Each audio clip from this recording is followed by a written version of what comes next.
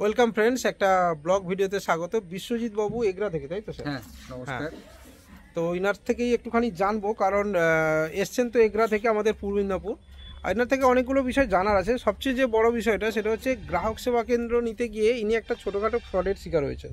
অবশ্যই। হ্যাঁ, তার আগে জানবো যে উনি কিভাবে ফ্রডের শিকার হলেন, এমনি কি করেন, পেশাতে কি কাজ রয়েছে, কি ইনকাম হয়, সব কিছু একটুখানি জেনে নেবো। আর ফালতু বিজনেস আড্ডা, কোনো রস নেই আমাদের এই আড্ডার মধ্যে।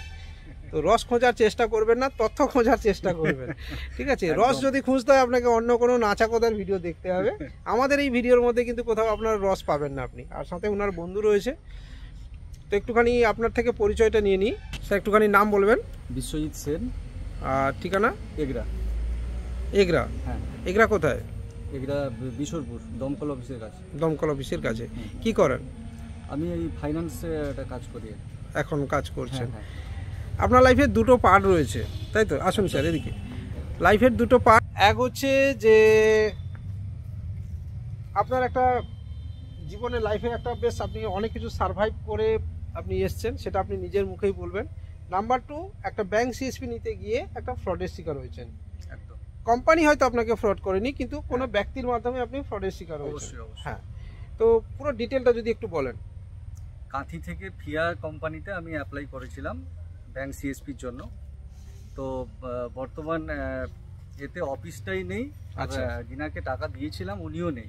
আচ্ছা, মানে এই অফিসের খোঁজ পেলেন কিভাবে, যোগাযোগ হলো কিভাবে যদি বলেন? অফিসের খোঁজ আমি আমার বন্ধুর দ্বারা পেয়েছিলাম। তো আচ্ছা। ডাইরেক্ট অফিসে এসে আমি যোগাযোগ করেছিলাম, ওনার সঙ্গে কথা বলে ওইখানেই কথা হয় ওই বিষয়ের উপরে। আচ্ছা। ওখানেই পেমেন্ট হয়। হ্যাঁ, মাঝখানে আমি অফিসেও আসতাম মাঝে মধ্যে, আইআইবিএও ওখান থেকে করেছিলাম। আচ্ছা। তারপরে আর অফিসও নেই, আর ওনার নাম্বারও সুইচ অফ, কিছু পাওয়া যাচ্ছে না। কোন ব্যাংকের জন্য আবেদন করেছিলেন? আমি পিএনবির জন্য করেছিলাম, আর বঙ্গীয় গ্রামীণ বিকাশ ব্যাংক। আচ্ছা, আপনাদেরকে একটা মজার ইন্টারেস্টিং বিষয় বলি। কাঁথিতে ফিয়ার কিন্তু অফিস ছিল, উনি যে লোকেশানে বলছেন, আমি এই অফিসটা কিন্তু আমি নিজেও জানতাম। আর নাম্বার টু, আমারও একজন বন্ধু কন্টাই থেকে, সে কিন্তু একটা গ্রাহক সেবা কেন্দ্রের জন্য আবেদন করে। আচ্ছা। তো তার সঙ্গে আমার এখনও যোগাযোগ রয়েছে। সম্ভবত উনি পেয়েছিলেন ফিয়া থেকেই। আচ্ছা। এবার পেয়েছেন কি পাননি সেটা আরেকবার আমি কনফার্ম করে নেব, আপনাকে আমি ইনফরমেশন দিয়েও দেবো। এবং উনি অ্যাকচুয়ালি আগে হুন্ডাইতে সার্ভিস করছেন, তারপরে খড়গপুরে চলে যান। আর খড়গপুরে চলে যাওয়ার পর থেকে আমার সঙ্গে একটু যোগাযোগটা ন্যাচারালি কমে যায়। এবার আমার সঙ্গে পরিচয় হচ্ছে, আমি 4 হুইলার যখন কিনেছি, তো আমি গাড়ি হাওড়া জোন থেকে। কিন্তু প্রথম আমি গেছিলাম, যেহেতু আমার কন্টাই হুন্ডাই রয়েছে খড়গপুর বাইপাসের কাছে, ওখানে আমি প্রথমবার যাই। এবং ওখানে গিয়ে উনি আমাকে চিনতে পারেন, উনি আমার ভিডিও দেখেছিলেন, তো উনি চিনতে পারেন যে আমি কৃষ্ণদা গেছি। তো তারপর থেকে আমার সঙ্গে পরিচয়। তাহলে টোটাল টাকা দিয়েছিলেন কত? আমি প্রায় 35,000 টাকা মতো দিয়েছিলাম টোটাল। হ্যাঁ, ব্যক্তিগত ফোনপের মাধ্যমে আপনি দিয়েছিলেন। ওনার বাড়ি বা এসব কিছু আপনি জানতেন না? তো বন্ধুরা, মানে এই যে বিষয়গুলো রয়েছে, এই বিষয়গুলো থেকে একটুখানি সাবধান হন। ফিয়া কোম্পানি কিন্তু বন্ধ হয়ে যায়নি, ফিয়া কোম্পানি রয়েছে, কোম্পানি ঠিকঠাকই রয়েছে, ফিয়া কোম্পানি কাজও করছে। এবার যে ব্যক্তি ওখানে অফিস করেছিলেন, এবার এই যে আপনি অফিসে গেলেন, ওখানে কোম্পানির কোনো কাগজপত্র বা লাগানো ছিল?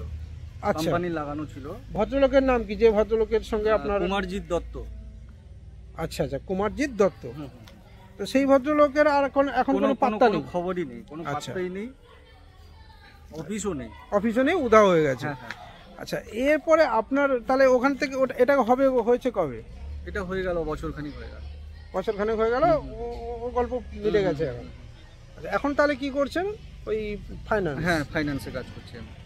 দিয়ে আপনার দিন মোটামুটি চলে যাচ্ছে এই আর কি। আচ্ছা, আর এমনিতে আপনার লাইফের একটা পার্ট আছে, যদি শেয়ার করতে চান করতে পারেন।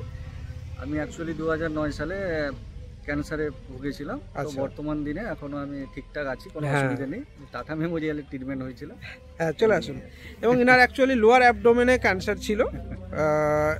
আমি ইনার এই বিষয়টাতে কেন আপনাদের সঙ্গে শেয়ার করালাম, ওনাকে দিয়ে বলালাম, এটাই বিষয় যে আপনার যদি মনের ইচ্ছা ঠিক থাকে যে না, আমাকে জীবন যুদ্ধে একদম একটুখানি এগিয়ে যেতে হবে বা জিততে হবে, তাহলে কোথাও না কোথাও ভগবানও আপনার সাথে সাথ দিয়ে দেবে। অবশ্যই। স্যার কেমন আছেন? ইনি আমাদের লাইব্রেরিয়ান, আমাদের সেক্রেটারি গৌরীশঙ্কর বাবু। তো বিষয়টা হচ্ছে যে আপনার সেই পজিটিভিটি থাকতে হবে লাইফে।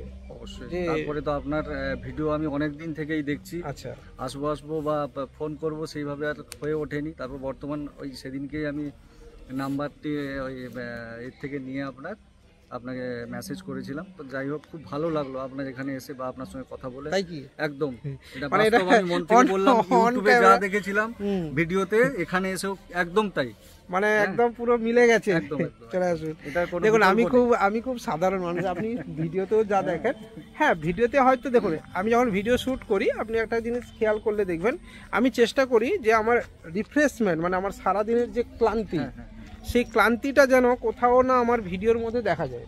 অবশ্যই। আমি এটা কিন্তু একদম অনেস্টলি বলছি, এটা আমি চেষ্টা করি। এবার কেন করি, যে মানুষজন আমাকে দেখে তারা মনে করে যে আমি, কিছু মানুষের হলেও তো মনে করে যে না উনাকে আমার আদর্শ মেনে চলা উচিত বা উনার মতো আমার এরকম হওয়া উচিত। একদম তো আমি কখনো এটা তাদেরকে দেখাতে চাই না যে আমি এত কাজ করেছি বা এটা করেছি, ওই সারাদিন করেছি, এটা দেখা যায় সে যেন আমাকে সবসময় যে মোড়েই দেখুক না কেন যেন আমাকে ফ্রেশ হিসেবে দেখে। তো ওইটুকু যদি বাদ দেন, নাহলে আপনি দেখবেন আমি কিন্তু ক্যাজুয়াল, একদম এসে তাই দেখছি, একদম আমি একদম ক্যাজুয়ালি আমার জীবনযাত্রা, তাই ক্যাজুয়ালি থাকি আমি। এখানে আপনাদেরকে দেখিয়ে দিই, এই দিকটাতে নেতাজি সুভাষচন্দ্র বসুর মূর্তি রয়েছে, এখানে কিন্তু উনি এসেছিলেন। এই যে মূর্তিটা, হ্যাঁ এই যে মূর্তিটা রয়েছে, এই যে মূর্তিটা বসানো রয়েছে, দুজনের মূর্তি, এটা নেতাজি সুভাষচন্দ্র বসুর মূর্তি, আর ইনাকে যিনি নিয়ে এসেছিলেন এখানে আচ্ছা তার মূর্তি। আচ্ছা আচ্ছা, তো মানে এটা একদম বিশাল ব্যাপার, একদম একদম বিশাল, মানে বিশাল। হ্যাঁ, এবং ওনার ব্যবহারযোগ্য বেশ কিছু জিনিসপত্র এখানে কিন্তু আমাদের এখানে রয়েছে, এবং সেটা ওই 23শে জানুয়ারিতে কেউ দেখতে চাইলে দেখতে পারে।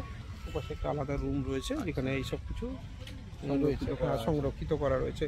তো এটা আমার খুব মানে আমার ক্ষেত্রে তো একজন অ্যাজ এ ইন্ডিয়ান আমি এটা খুব গর্ববোধ মনে করি যে আমরা যে মাটিতে দাঁড়িয়ে আছি সেই মাটিতে ইনার মতো মানুষের পা পড়েছে, এটা আমার খুব ভালো লাগে। তো মোটামুটি তাহলে এখন আপনি একটা গ্রাহক সেবা কেন্দ্র নতুন করে পেতে চাইছেন এবং চেষ্টা করছেন যে নতুন করে যাতে হয়, কোথাও ফ্রডের শিকার না হয়। আমার সঙ্গে কথা বলার পরে কি মনে হলো, আবার নতুন করে ফ্রডের পাল্লায় পড়ে যাবেন না তো? যার জন্যই এখানে আসা, ফ্রডের শিকার যাতে আর না হয় কেউ। হ্যাঁ, তো যার জন্য মানে এটা আমার খুব ভালো লাগলো যে উনি আমাদের পূর্ব মেদিনীপুর জেলা থেকে এসেছেন। বাইরে থেকে তো প্রচুর মানুষ রেগুলার বেসিসে আসে। বিশ্বজিৎবাবুকে স্পেশালি ধন্যবাদ দেবো, সাথে তার বন্ধুকেও ধন্যবাদ দেবো এখানে আসার জন্যে আর আমাদেরকে সত্যি সময় দেওয়ার জন্যে। না আমাদেরকেও সময় দেওয়ার জন্য স্যারকে আমাদের তরফ থেকে অনেক অনেক ধন্যবাদ। থ্যাংক ইউ সবাইকে। দেখা হবে পরের দিন এরকমই কোনো মোটিভেশনাল ভিডিওতে। আর কোম্পানিতে পে করার আগে একটু সাবধান থাকবেন, কারণ কোম্পানিতে টাকা চলে গেলে রিটার্ন পেতে কিন্তু আপনার দম বেরিয়ে যাবে। এটা কিন্তু একদম সত্যি কথা। Thank you, by.